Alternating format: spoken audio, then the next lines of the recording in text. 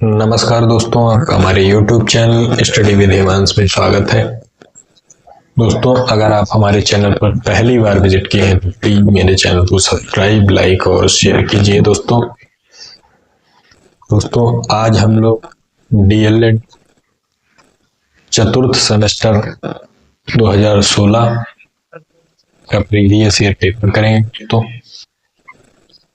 DElEd चतुर्थ semester का प्रथम प्रश्न पत्र 2016 का जो आया हुआ है दोस्तों, उसको करेंगे। पहला प्रश्न दोस्तों है, आरंभिक स्तर पर भाषा एवं गणित के पठन लेखन क्षमता का विकास। इसके आज हम लोग वस्तुनिष्ठ यानी बहुविकल्पीय प्रश्न और अति लघु उत्तरीय प्रश्न यानी 15 और 15 30 क्वेश्चन आज दोस्तों करेंगे हम सभी। चलिए दोस्तों क्लास को स्टार्ट करते हैं और प्रश्नों को करते हैं। पहला प्रश्न है दोस्तों, हिंदी में स्वर होते हैं। ऑप्शन ए है 10, ऑप्शन बी 11, ऑप्शन सी 9 या ऑप्शन डी 14। बताइए दोस्तों, हिंदी में स्वर होते हैं वो कितने होते हैं? उसका राइट आंसर हो जाएगा दोस्तों ऑप्शन बी, हिंदी में स्वर 11 होते। अगला प्रश्न है दोस्तों, क्वेश्चन नंबर है 2, मनुष्य के उच्चारणोपयोगी अवयव है। ऑप्शन ए काकल, ऑप्शन बी कंठ, ऑप्शन सी दंत या ऑप्शन डी उपर्युक्त सभी। बताइए दोस्तों क्वेश्चन नंबर 2 का सही उत्तर क्या होगा? तो क्वेश्चन नंबर 2 का दोस्तों राइट आंसर हो जाएगा ऑप्शन डी, उपर्युक्त सभी। अगला प्रश्न है दोस्तों, क्वेश्चन नंबर 3 है, ध्वनि विज्ञान में अध्ययन किया जाता है। ऑप्शन ए मानव के मुख से निकली श्वास का, ऑप्शन बी मानव के मुख से निकली ध्वनि का, ऑप्शन सी मानव के मुख से निकली चीख का या ऑप्शन डी इनमें से कोई नहीं। बताइए दोस्तों क्वेश्चन नंबर 3 का राइट आंसर क्या होगा? क्वेश्चन नंबर 3 का दोस्तों सही उत्तर हो जाएगा ऑप्शन बी, मानव के मुख से निकली ध्वनि। चलिए दोस्तों अगले क्वेश्चन की तरफ चलते हैं। क्वेश्चन नंबर 4 है दोस्तों, ओष्ठाकृति के आधार पर स्वर होते हैं। ऑप्शन ए वृत्ताकार स्वर, ऑप्शन बी अवृत्ताकार स्वर या ऑप्शन सी ए और बी दोनों या ऑप्शन डी इनमें से कोई नहीं। तो बताइए दोस्तों क्वेश्चन नंबर 4 का राइट आंसर क्या होगा? तो क्वेश्चन नंबर 4 का दोस्तों राइट आंसर हो जाएगा ऑप्शन सी, ओष्ठाकृति के आधार पर स्वर वृत्ताकार और अवृत्ताकार दोनों होते हैं। अगला प्रश्न है दोस्तों क्वेश्चन नंबर 5, व्यंजनों को उच्चारण की दृष्टि से बांटा गया है। ऑप्शन ए 2 भागों में, ऑप्शन बी 3 भागों में, ऑप्शन सी 4 भागों में या ऑप्शन डी 5 भागों में। बताइए दोस्तों क्वेश्चन नंबर 5 का राइट आंसर क्या होगा? तो 5 का राइट आंसर दोस्तों ऑप्शन बी हो जाएगा, 3 भागों में बांटा गया है। चलिए दोस्तों अगले प्रश्न की तरफ चलते हैं। क्वेश्चन नंबर है 6, ध्वनियों के उच्चारण में होने वाले यत्न को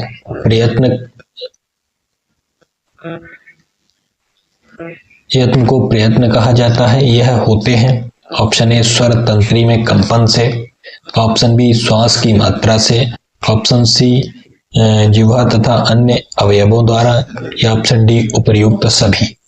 बताइए दोस्तों क्वेश्चन नंबर 6 का सही उत्तर क्या होगा? तो 6 का दोस्तों सही हो जाएगा ऑप्शन डी, उपर्युक्त सभी। चलिए दोस्तों अगले क्वेश्चन की तरफ चलते हैं। क्वेश्चन नंबर 7, निम्नलिखित में दंत व्यंजन है। ऑप्शन ए न, ऑप्शन बी क, ऑप्शन सी च या ऑप्शन डी ड। बताइए दोस्तों क्वेश्चन नंबर 7 का राइट आंसर क्या होगा? तो 7 का दोस्तों राइट आंसर हो जाएगा ऑप्शन ए न। चलिए दोस्तों अगले प्रश्न की तरफ चलते हैं।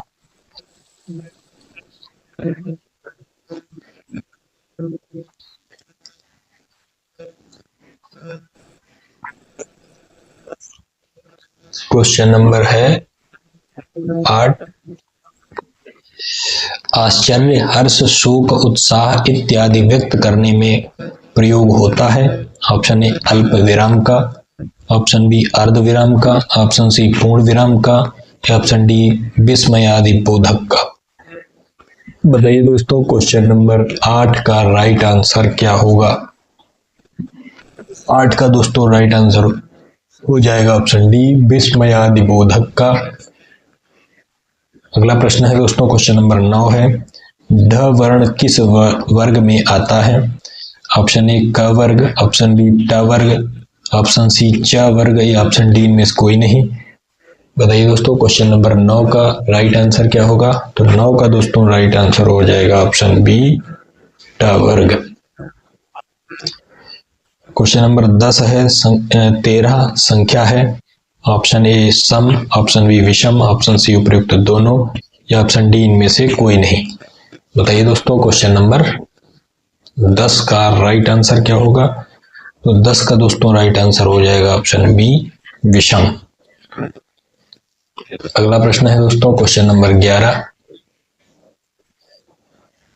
अवरोही क्रम है 11, ऑप्शन ए 11 9 7 5 2, ऑप्शन बी है 2 5 7 9 11, ऑप्शन सी उपयुक्त दोनों या ऑप्शन डी इनमें से कोई नहीं। बताइए दोस्तों, क्वेश्चन नंबर 11 का राइट आंसर क्या होगा? तो 11 का दोस्तों राइट आंसर हो जाएगा ऑप्शन ए 11 9 7 5 और 2। अगला प्रश्न है दोस्तों, क्वेश्चन नंबर 12 है, भाग की संक्रियाएं होती हैं। ऑप्शन ए भाज्य, ऑप्शन बी भाजक, ऑप्शन सी भागफल, ऑप्शन डी उपर्युक्त सभी। बताइए दोस्तों, क्वेश्चन नंबर 12 का राइट आंसर क्या होगा? तो 12 का दोस्तों राइट आंसर हो जाएगा ऑप्शन डी उपर्युक्त सभी। अगला प्रश्न है दोस्तों, क्वेश्चन नंबर 13, भाषा शिक्षण के पक्ष हैं। ऑप्शन ए पठन, ऑप्शन बी लेखन, ऑप्शन सी व्याकरण या ऑप्शन डी उपर्युक्त सभी। बताइए दोस्तों, क्वेश्चन नंबर 13 का राइट आंसर क्या होगा? तो भाषा शिक्षण के पक्ष दोस्तों सभी हैं, ऑप्शन डी पठन, लेखन और व्याकरण। अगला प्रश्न है दोस्तों, भाषिक अज्ञानता संबंधी समस्या है। ऑप्शन ए लिपि संबंधी अज्ञानता, ऑप्शन बी व्याकरण का अपर्याप्त ज्ञान, ऑप्शन सी सही विराम चिन्हों के प्रयोग का अभाव या ऑप्शन डी उपर्युक्त सभी। बताइए दोस्तों, क्वेश्चन नंबर 14 का राइट आंसर क्या होगा? तो 14 का दोस्तों राइट आंसर ऑप्शन डी हो जाएगा उपर्युक्त सभी। लिपि संबंधी अज्ञानता, व्याकरण का अपर्याप्त ज्ञान, ऑप्शन सी सही विराम चिन्हों के प्रयोग का अभाव। अगला क्वेश्चन है दोस्तों, क्वेश्चन नंबर 15, 99 में दहाई है। Option A 8, option B 9, option C 10 या ऑप्शन डी 11। तो इसका राइट आंसर क्या होगा दोस्तों? राइट आंसर हो जाएगा ऑप्शन बी 9। ये दोस्तों डीएलएड में जो 50 नंबर का पेपर आता है, प्रथम प्रश्न पत्र जो है 50 नंबर का है, उसमें से 15 नंबर के बहुविकल्पी, 15 नंबर के अतिलघु उत्तरीय और 10 क्वेश्चन जो आते हैं वो लघु उत्तरीय के आते हैं। चलिए दोस्तों, अब हम लोग 15 क्वेश्चन करते हैं अति लघु उत्तरीय के।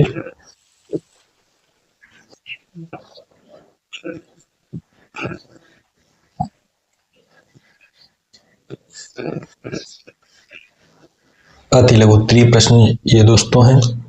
क्वेश्चन नंबर 16 है, लेखन का अर्थ बताइए।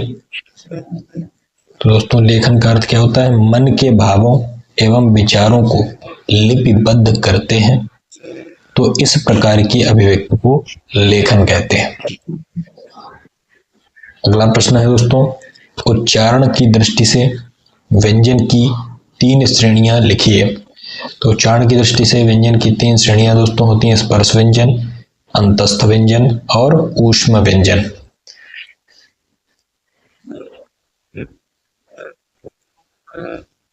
क्वेश्चन नंबर 18 है, अयोगवाह के 3 प्रकार लिखिए। तो अयोगवाह के 3 प्रकार क्या है? अनुस्वार है, अनुनासिक है और विसर्ग। विकारी शब्द किसे कहते हैं? जिन शब्दों के प्रयोग लिंग, वचन व कारक के अनुसार परिवर्तन आ जाता है, जिनमें उन्हें विकारी शब्द कहा जाता है। अगला प्रश्न है दोस्तों, क्वेश्चन नंबर है 20। स्वर के आधार पर हिंदी ध्वनियों के नाम लिखिए। तो आ, ई, उ, ऋ। क्वेश्चन नंबर 21 है, जिह्वा के आधार पर हिंदी ध्वनियों का वर्गीकरण कर उनके नाम लिखिए। जिह्वा के आधार पर संवृत, अर्ध विवृत, विवृत और अर्ध संवृत। संवृत में ई, छोटी ई, बड़ी ई, छोटा ऊ, बड़ा ऊ। अर्ध विवृत में अ, औ, अ।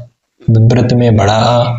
अर्ध संवृत में ए, ओ। क्वेश्चन नंबर अगला है दोस्तों, क्वेश्चन नंबर है 22। क्वेश्चन नंबर 22 है, बलाघात क्या है?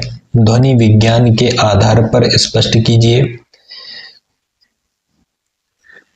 बलाघात मूलतः शक्ति की वह मात्रा है जिसमें ध्वनि, अक्षर, शब्द या वाक्य का उच्चारण किया जाता है और शक्ति आधिक्य के कारण ही अपेक्षातया अधिक बलाघात युक्त ध्वनि, अक्षर या शब्द आदि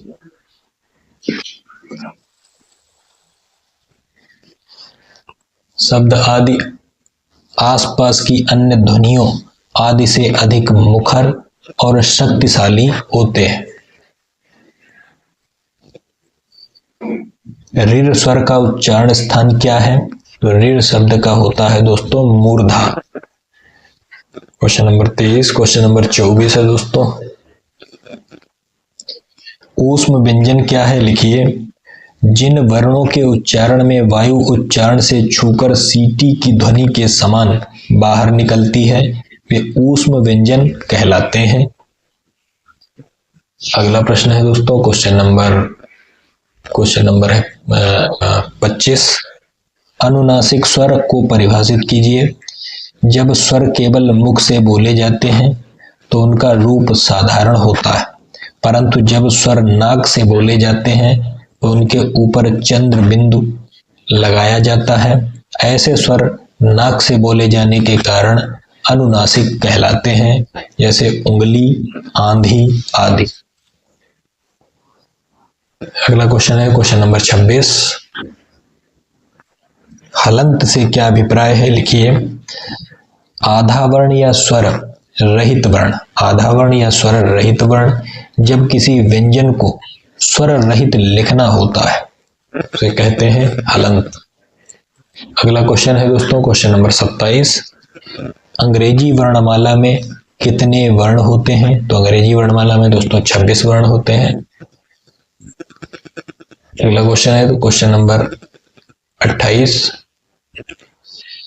च वर्ग की ध्वनियां कितनी हैं? नाम लिखिए। तो च वर्ग की ध्वनियां है दोस्तों च, छ, ज, झ, य। अगला प्रश्न है दोस्तों, क्वेश्चन नंबर 29। गुणा में कौन कौन सी संक्रियाएं होती हैं? लिखिए। गुणा में दोस्तों होती हैं गुणनफल, गुणज और गुणक। अगला प्रश्न है दोस्तों, क्वेश्चन नंबर है 30। 345 में सभी अंकों का स्थानीय मान लिखिए। तो सभी अंकों का दोस्तों 5 का स्थानीय मान 5 है, 4 का 40 है और 3 का 300 है।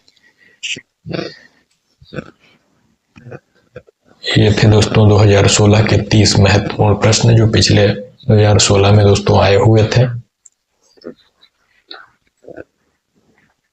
ऐसे ही दोस्तों प्रीवियस ईयर के सभी क्वेश्चनों को करवाते रहेंगे दोस्तों।